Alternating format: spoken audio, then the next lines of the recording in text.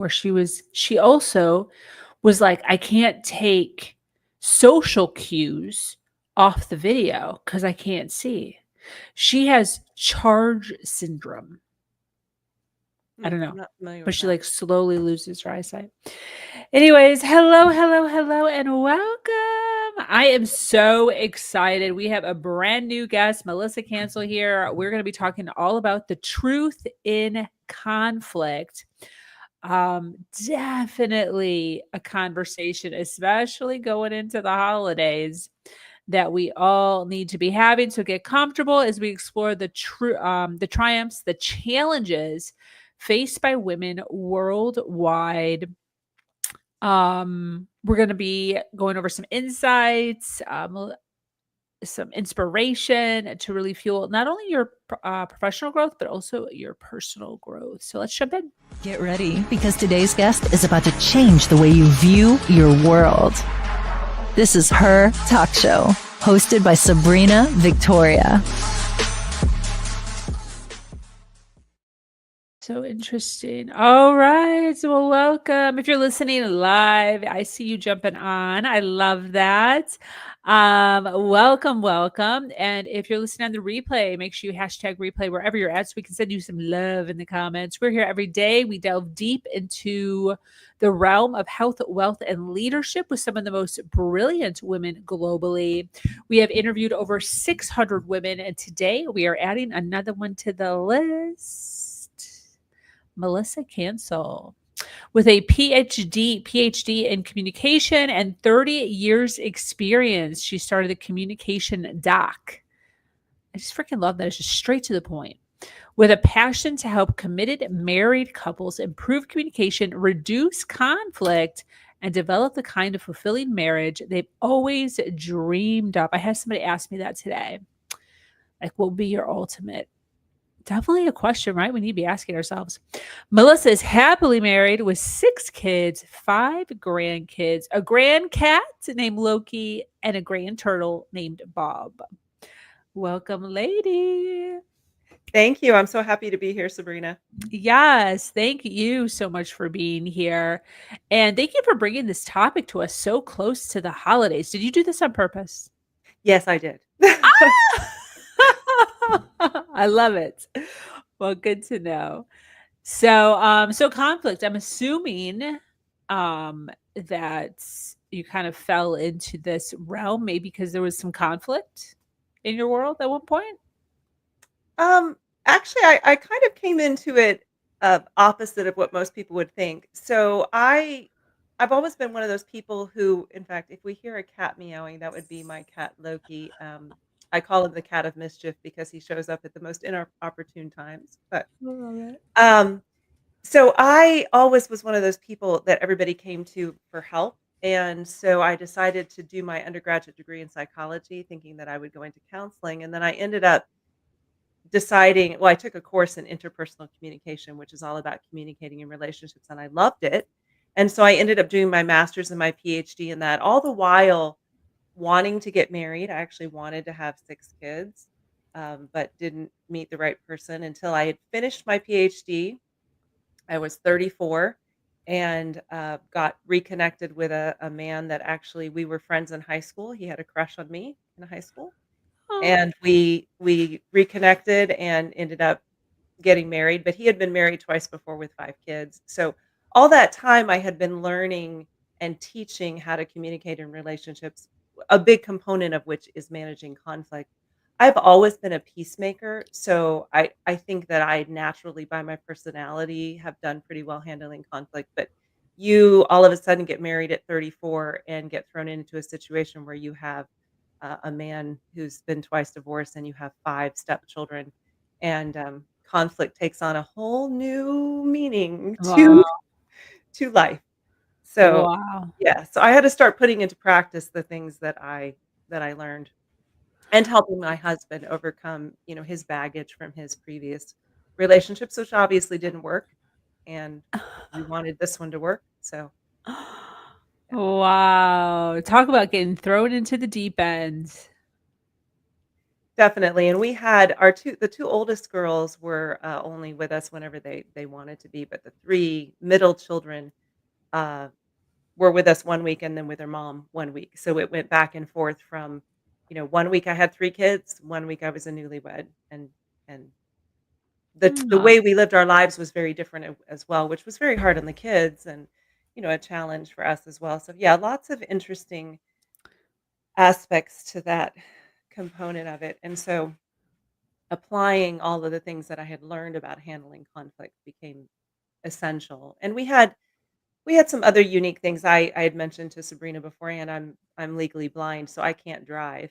So navigating the whole idea of disability in our marriage and things I need help with and things I don't need help with. And then uh, a couple years, actually, let's see, we'd been married for 5 years, and the 3 children that lived with us every other week, their mom had remarried, and, she was trying to leave that man, and he actually, uh, shot her and then shot himself.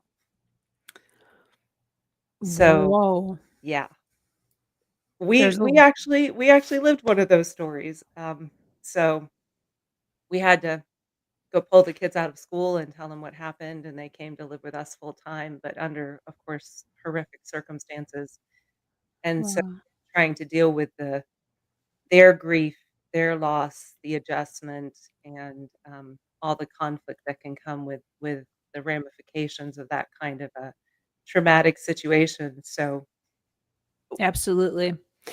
Speaking of kids versus, your husband or adults, is there a different communication style when it comes to younger ones versus adults? Like, are there any big differences, or is it all pretty much make sense across the board?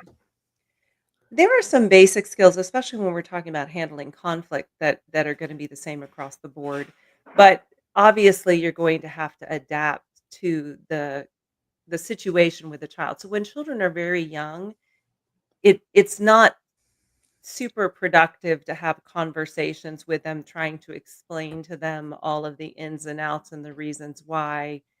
It You need to be more firm in getting them to do what you tell them to do and to deal with the conflict that may come in a less collaborative method maybe to begin with, Mhm. and then once they get to the point where they get a little bit older and they've gotten used to the idea of working with you, then you can start to explain, "Okay, this is the reason why. This is why we do these things," so that they can then understand and start having more conversations with you. And then, of course, as you get to be teens, they're fully capable of dealing with conflict exactly like we are. So I do think it's a little bit of a process as children are maturing and what they're able to understand. One of the things that I really um, have noticed is that we don't do a good job as parents of teaching our kids how to deal with conflict. So you tend to have 2 extremes. You either have the parents who have conflict, but deal with it behind closed doors, and so their children never learn how to manage conflict because they really think their parents didn't have any. So, specifically talking about marriage Oh, here, right? yeah. Yeah, so my parents never fought. Why Wow. why do we fight all the time? Well, their Wow. parents did fight. They just fought behind closed doors, and so it looked like everything was okay, but you, as a child, as a teenager, never learned how to handle conflict because you never saw your parents handle conflict, right? Wow. Isn't So, that interesting? yeah, But then when you do it the opposite, then there's trauma around seeing your parents fighting all the time. exactly. When your parents are going and it's an all-out brawl because they don't know how to handle conflict, then that's what you learn about Wow. how to handle conflict. So then we end up repeating this pattern, right? We end up having couples that get married and they either don't know how to deal with conflict at all and wonder why they have it, or they end up fighting and huge explosions that then pass on to the next generation. Wow. Yeah, that's interesting. That reminds me of a guy that I dated at one point. I grew up in a very aggressive household. However, I've done a lot of work to like heal and all the things, right? But I still understand that there's arguments and there's bickering that happens. I've definitely learned how to do it better than I used to do it. And I pat myself on the back for that a lot. However, he grew up in a household where his parents only fought behind closed doors. So he was under the impression that there was couples out there that literally never, ever, ever, ever, ever, ever, ever, ever disagree on anything, ever. And it was maddening, absolutely maddening. And I always used to say, like, I feel like you live in a fairy tale because, like, the concept of which you are living is just not a thing, but Right. it was always so dramatic whenever I, like, said something or wasn't okay with something or needed to adjust something or anything at all. I would say it, like, kindly and nicely. I'd sit, we'd be on bed, blah, blah, all the stuff, and it was so traumatic for him. Well, and that's really what media shows us of marriage is it's supposed to be this happily ever after idea. And so and usually when you're dating and you're considering about marriage, you are all starry-eyed and you tend to see only the positive and not the negative. And then you get married and you have a little bit of a honeymoon phase where things still seem great and then all of a sudden reality starts hitting in and you start dealing with some of those conflicts and things and wonder, why is it not happily ever after for me? Well, it's not happily ever after for anybody. The only way you're ever gonna have a marriage with 2 people who would always agree is if they are the exact same person, Oh. and that's not possible Yeah. because it doesn't matter how similar your values, your beliefs, your attitudes, your preferences, your culture, all of those things, even if they're very similar, you're still going to have some differences. There's going to be some differences in how you were raised or how you approach things or how you think because you're a different person, you have a different personality. And then you throw in all of those other things, different cultures, different backgrounds, different ways of handling conflict. Gender differences are a huge source of conflict because men and women think differently, they talk differently, they listen differently, they perceive relationships differently. Conflict. It's going to happen. And I would argue that if you don't have at least some conflict in a marriage, you probably don't have a healthy marriage because that means you're probably taking all those things that you would normally need to address in conflict and just shoving them and keeping them inside, which eventually is going to make you miserable, right? Yeah, absolutely. Speaking of that, I know that you talk a lot about the value of truth, and how we as humans always say, like, "Oh, we want the truth. Tell the truth. Always tell the truth." Um, we want others to be truthful with us, right? Yeah, But that we often avoid or manipulate the truth ourselves to avoid conflict. I'd love for you to kind of talk a little bit about that and then how do we navigate that? sure. Well, there's 2 basic approaches that people have to conflict, and this is not anything new. Probably everybody's heard this. People will either tend to blow up or clam up, one or the other. And the blower uppers are people who are going to try to jump right in, deal with the conflict. They're gonna deal with it when they're emotional. They're going to become a lot of times very angry, and that anger may end up involving attacking people, attacking personality and things. And so, that's kind of the one extreme. Then you've got the extreme of the people who clam up, and they're the ones who want to keep the conflict inside.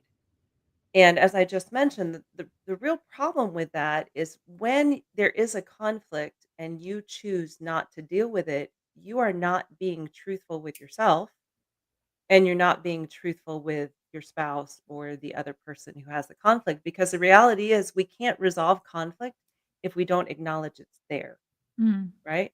yeah. Now, does that mean that every single conflict has to be this big discussion for you to resolve? No, right? Um, it happened recently. My husband works for a company in HR information systems, and one of his colleagues accidentally did something that terminated a bunch of employees. And this was a big deal, and they had to go back in and manually rehire all these employees for about a week period of time. I think in a matter of about 9 days, my husband worked about n- uh, 130 hours. Trying to put everyone back in? Yeah, get everybody rehired, get all their benefits backloaded again so that they could get payroll done and they could actually get paid because all these people were still working even though they'd been accidentally terminated. Oh my Um, yeah, gosh. so needless to say, he was under a lot of stress, and there was a time we were coming home from somewhere, and he happened to snap at me about something, which he doesn't normally do, and I was kind of upset about it, you Yeah. know? And I thought, well, you know, I'll decide if I'm gonna talk to him about it. And it bothered me for a little while. And then as I started thinking about it, I thought, this is not a regular thing that happens in our marriage. He doesn't usually snap at me. And I started thinking about the situation of when it happened and the context of what had been going on with him and how much stress he was under. And I was like, you know what? This is not a big deal. This is not a conflict I need to address. Now, here's the test for that though. If I decided that and I just put it out of my mind and it doesn't impact how I interact with him, or when I go to interact with him, I don't keep thinking, yeah, the other day he snapped at me. He really shouldn't have snapped at me. And I'm thinking about it all the time. Well, then you're not able to just ignore it. You have to deal with it. If it keeps coming up to your mind, if it is impacting how you interact with your spouse or some other person that you have a relationship with, then if you keep trying to ignore it, again, you're lying to yourself. There is a conflict there. That conflict does need to be addressed in order for you to honor the truth in your relationship. And the only person it hurts is you. Mhm. Because what we do when we clam up like that is we keep storing those things. I call it gunny sacking. Like you have a bag over your shoulder and you just keep throwing these offenses that whoever has done to you in this gunny sack. And eventually you have enough. And then you're going to whack the person with it all at one time. And now we're talking about a week or 2 weeks or 2 months or a year worth of offenses that you're hitting the person with at once. You can't deal with conflict when it's built up for a year. Oh, It's I now love that unmanageable. analogy. That's a good analogy. Yeah. That So is totally what happens. it is. So it's important to decide, okay, this is a conflict that is an issue, and then I need to deal with this conflict. And now it becomes an issue of, okay, so now how do I deal with the conflict truthfully, right? And this can apply to both the person who clams up and the person who blows up because we have ways of dealing with conflict or talking during conflict that are untruthful, that are Mhm. dishonest, right? A couple of these would be the 100% words that we use. You always, you never, right? So my Yeah. husband has a tendency to procrastinate, and he knows this. We know this. It's something we deal with. For me to be upset about him procrastinating something and say, "Well, you always procrastinate." Mhm. Well, why do we do that? What do you think? Why do we do that? Why do we emphasize Yeah. always? Why do I, when I'm in a conflict, and why do I emphasize the always? What does that do for me? Makes it true? It Or makes it it just it puts more makes it emphasis on stronger, right? stronger, okay, yeah. Yeah. Yeah. So for me to say, you always procrastinate makes it seem like it's this huge issue that happens all the time, 100% of the time. Now, is Mhm. that true though? No. Does he procrastinate a lot? Yeah. I don't even know him, and I know that's not Right. true. Exactly. But does he always procrastinate? No. Nobody always or never does something. Yeah. They might do it often, sometimes, occasionally, but it's not always or never. And yet we use those terms because they make our position stronger in the conflict. But on the other side, how does that make the other person respond? So if I go to my husband and I say, "You always procrastinate," what is going to be his natural reaction? Defensiveness. Yes. Wait a Yeah. minute. I don't always procrastinate. And now we have just shut down the opportunity to deal with that conflict because And I've said, now "No." you're arguing about the always versus the actual problem, which is the procrastination. Exactly. And that's gonna spiral out of control, and now we're not able to resolve the conflict. Yes. So, those exaggerations are big. We need to be really careful with those when we're dealing with conflict, but that requires that you take some time to think about what the issue is. The other thing that we do that's dishonest in conflict is we attack people's personality or character as opposed to focusing on the issue. Mm. So, back to my husband snapping at me in the car, if I were to approach that and say, again, use my always, you always snap at me when you're upset with me. You're rude like that, right? Well, now I've attacked his character by calling him rude. Mm. He's not a rude person. Mm. But just like all of us, right? Sometimes we're stressed, sometimes we have things happening emotionally, and sometimes we don't respond the way we should. So, is the source of the conflict the fact that he's always rude? Or is the source of the conflict that in this specific instance, he said something to me that was rude? Mm. Yeah, That's what it is, got right? it. Yeah. So when I go to him and I say, "You're always rude, you're so short with me," we can't deal with that. Again, now he's gonna start defending himself. I'm not rude. I do this, he's gonna start defending himself. Whereas if I were to say to him, "Last night in the car, when you said this to me, I felt like it was rude and it hurt my feelings." Mhm. Now we can deal with the conflict, right? Yeah. Because now we're dealing with what he said in that specific situation and how it made me feel. Mm. And so that's actually a little template you can use to phrase conflict. It's called the XYZ method. When you did or said X in situation Y, I felt or thought Z, right? When you did X. In situation Y, so you're specific about the action or the behavior, the situation, I felt Z. So I felt or I thought, what was my reaction to that situation? Ooh, I like that. The And XYZ method. that last component is really important too because this is another way, yet another way we are dishonest in conflict. We like to blame other people for our emotions. You made me angry. No, people don't make me angry. They do or say things, and I choose to respond to that or think about it in a certain way that makes me angry. Mm. That's my choice. Nobody makes me angry. That's my reaction to it, and I have control. I can't control what they do, but I have absolute control over my reaction to it. And So how so does somebody how okay, go ahead. go ahead. Well, I was gonna ask how does some I was like jumping. I'm sure you were gonna already do this, but like how does somebody say that then? So instead of saying you're making me feel Mhm. sad, You say, upset, mad. Okay, I felt or thought this. So that's the Z part. When you said or did, so we're specific about the behavior, we're specific about the situation. It's not always or never. It's last night, yesterday, today. I felt or I thought whatever. I thought Z. So I'm taking ownership of my own feelings and emotions and thoughts rather than blaming my husband for them.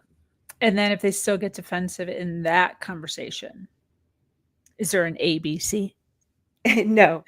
But um usually what I found Do we is that give them your phone number? yes, exactly. Um if you approach people in this way, it's very hard for them to become defensive.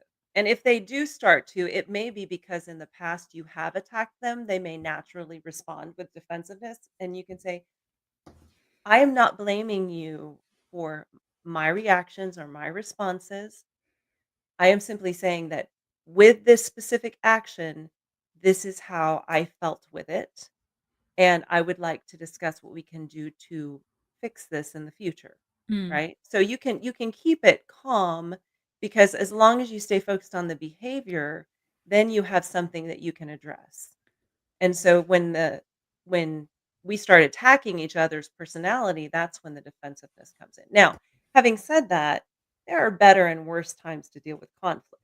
So if I try to approach my husband, even if I approach it correctly with him, if it's not a good time for him to deal with conflict, he may still not respond well. And I may have to say, okay, he's not ready to deal with this right now. And, we need a little more time to process this. And I'm not saying this across the board 100%, but in general, men tend to take more time to process conflict than we as women do. We as women, because how we think everything is interconnected in our minds, conflict, we're more motivated to resolve conflict more quickly, usually. Because if I don't, I'm gonna keep thinking about it, right? So I'm gonna go to work, I'm gonna think about my conflict, I'm gonna be dealing with the kids, I'm gonna think about the conflict, I'm gonna be, exercising and thinking about the conflict. It's going to come back into play in my mind with everything I'm doing. Whereas because men can separate out boxes in how they think, my husband we can have a conflict and he can go out of my box and not think about the conflict at all and go on and do other things. So it tends not to motivate him to deal with it as quickly. But that also allows him to calm down if he's emotionally upset about it, to take time to think about it. And then if I'm paying attention to that and I'm kind of planning good timing to talk about things, then he's more willing and open to address the conflict and then it will go well. Got it. Yeah, that's something that I'm really good at. I used to call it, I can't think of the word now, but like compartmentalize. Compartmentalizing, yeah. Yeah, like I can totally do that where they're in the middle of an emotion and I can drop that emotion and step into another emotion Mhm. like immediately. I like this. Melissa Snow said, I think I'd rather just give them Melissa's business card. LOL, that sounds a lot easier.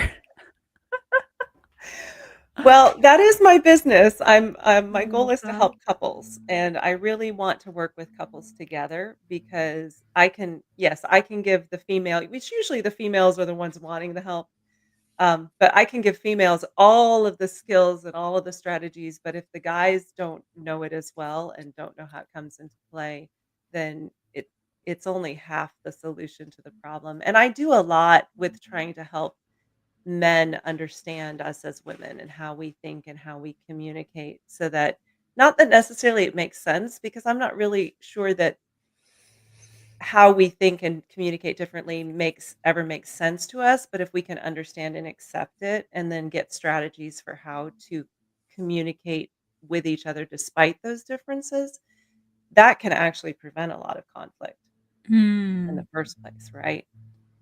So, Yeah, that definitely makes sense. Wow, well, I really appreciate this. This is great. I love the XYZ method. I really like how you brought up the blame thing because I know that is definitely something that happens where it's the whole like you're making me feel. Um, I'm sure so many individuals can relate to that. We have a ton of people watching live, and I'm sure we're gonna have even more on the replay. Obviously, we're getting a really good idea of what you do, mhm, who you are. But I would love for you to kind of maybe give us a slight elevator pitch of exactly who you are, exactly what you do. mhm. Okay, great. So I have a PhD in communication, obviously, that was in my bio, and I have taught for 30 years. And I have just recently decided to form my business, The Communication Doc, because I really want to help people communicate where the rubber meets the road. I want to help people communicate in a way that's going to make a huge difference in their lives. Now, my training would allow me to pick a variety of ways of doing that, but I chose married couples specifically because on average, we always hear 50% of American marriages end in divorce. Well, it's about 35% of first marriages, second marriages go up to about 65, and third marriages go up to about 75%. Wow. So my husband and I have a 75% chance of our marriage not working. And we've been married for 18 years and it hasn't been easy. But I can tell you that the one thing that has helped us through all of the issues that we've had, including some of the unique ones I mentioned earlier, was good communication. So good communication is really the key. It's not always the reason for every problem you would have in your marriage, but it is definitely a key to helping to solve those problems.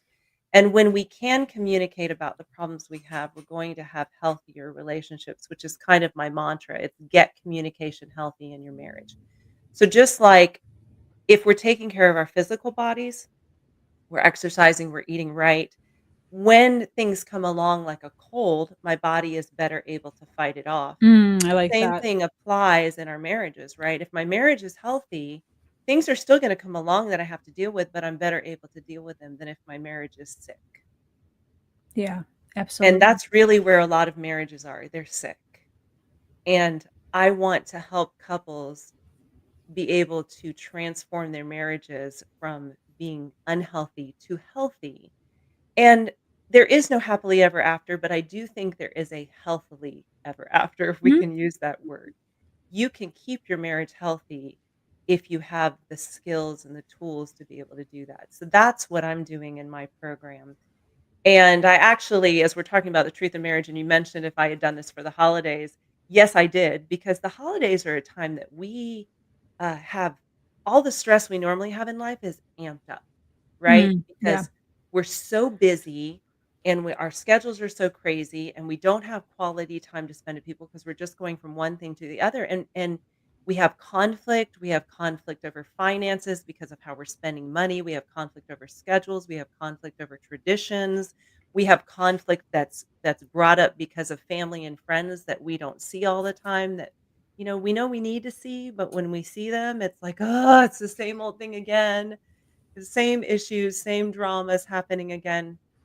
We have expectations about how events are gonna happen, about gifts, whether it be gifts we're gonna get or gifts we're gonna give and the reactions that they're gonna have, and so all of those things that we would normally struggle with in a marriage are gonna be amplified during this most wonderful time of the year, which it is, but it can create a lot more stress on your marriage.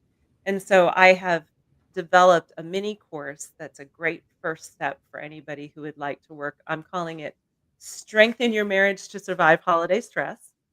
And Mm, I'm going to launch it December 1st. And so it'll be a great step to help getting your marriage healthy so that you can make it through the holidays and get on the road to what would be a healthy marriage if your marriage is struggling. I know that's longer than an elevator pitch, but I wanted to give some background. I love it. Do you have a URL or a website for that?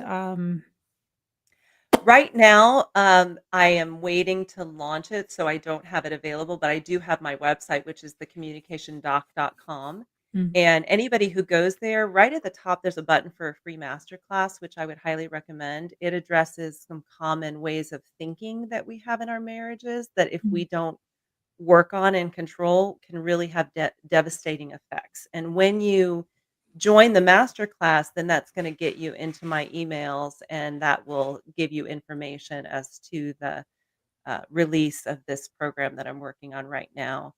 And I'm also planning a little bonus, which I'll tell you guys. I haven't told everybody this, but I'm planning a little bonus that anybody who joins my program for the holidays will be entered in to receive my full program, Get Communication Healthy in Your Marriage, at a really discounted rate. So it's a little added bonus there that I'm going to offer. I love that. It's very, very cool. Super looking forward to that. Um, and then as far as who specifically do you work with? Men, women, couples, certain age range? How does that look? I've tried to narrow down an age range, and I don't know that I've been able to do that. I'm thinking it's gonna be mostly people in their 30s, 40s, 50s, probably not newlyweds because I don't know that they've had time to really realize the conflict, although what I'm doing could definitely help um, people who are married at any stage. So definitely committed married couples. If you're already in the process of filing for a divorce, the chances are you may have more major issues than my training would be able to fix. Now, I'm not Mm, saying that my training wouldn't help because it would definitely help, but by the time you get to that point, you may need more in-depth counseling therapy. What I do is not counseling or therapy. It's training and coaching. I Mm. teach you the skills and I work with you so you're able to apply them successfully. But I don't spend time digging into deep, dark secrets of your past. That's not my forte. So, Totally get that. yeah. So people who are, they're committed to their marriages, they wanna make their marriages work, but they struggle. They feel like they spend more time fighting than connecting with each other. They feel like they can't communicate across that gender divide. They, don't know how to resolve conflict successfully because they never learned how to do that. Their lives are so busy and stressful. They've taken time away from their marriage, which can happen a lot of times where, especially once kids come in the picture, we focus all of our energy on the kids and we kind of let our marriages just go by the wayside. I can see And that. so that can really create a lot of problems because then what happens is when your kids get grown and out of the house and you have an empty nest, a lot of marriages fall apart Mm. because they've only focused on the kids and now they have nothing left. And so I want to make sure that doesn't happen for couples that I work Yeah, kinda sweeping it under the rug and letting the kids kinda take up the space. with. Mhm. I totally get that. Well, this has been great for those of you listening live or on the replay who are resonating with Melissa and all the goodness that she shared today. Make sure you check out her website, thecommunicationdoc.com. It is in a clickable link in the description below, wherever you're watching us at. Social media, where can people follow you on social? Where do you hang out the most? I am on Instagram, YouTube, and Facebook. I'm on all 3. I'm still trying to figure out which works best for me. Being visually impaired, social media can be a little bit Oh, challenging, but I do post in all 3 areas, and all of them, if you type in "The Communication Doc," you will find me. beautiful. Well, that is awesome. Thank you so much for being here. I took a ton of notes. I appreciate the wisdom, the inspiration of you and where your marriage is at. Any closing thoughts as we wrap up? Yes. So I mentioned the whole idea about us taking responsibility for our emotions and that type of thing. This is a quote that I heard a number of years ago, but I resonate with this a lot and I use it all the time with my kids. So I think this can apply to anybody. But it's a quote by Chuck Swindoll that says that 10% of what happens to us in life is our circumstances, but 90% of it is our reaction to it. Mm, good one. And I love that because when we blame everything on our circumstances or on someone else, like our spouse, that takes away all of our hope. Mm, If it's my circumstances or it's somebody else's problem, what can I do to change it? But yeah. when I accept that 90% of what happens in my life is my reaction to those circumstances or to other people, now I have hope because I can change it. Yes. Yes. Yes. Well, this has been great. Melissa, I so appreciate everything. Thanks for all the value, the inspiration. And that brings us to the end of yet another incredible episode of Her Talk Show. My name is Sabrina Victoria. We had Melissa Cancel here sharing with us today. Make sure you find her on Instagram, YouTube, and Facebook. To our dedicated listeners who've made it all the way to the end, as always, remember to follow, like, and share.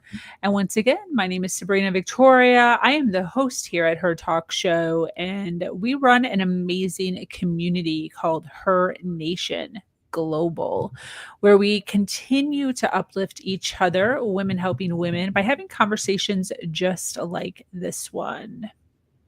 So until next time, do something awesome today.